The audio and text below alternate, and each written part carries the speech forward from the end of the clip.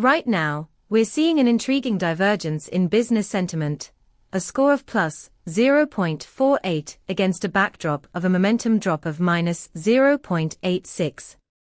This spike in sentiment, despite the negative momentum, indicates a potential disconnect in business outlook versus recent performance. What can you do with this?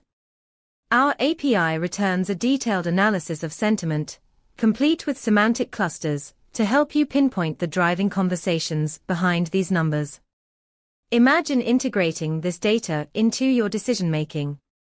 For instance, you could enhance your forecasting models to adjust strategies based on a rising sentiment, even as momentum wanes.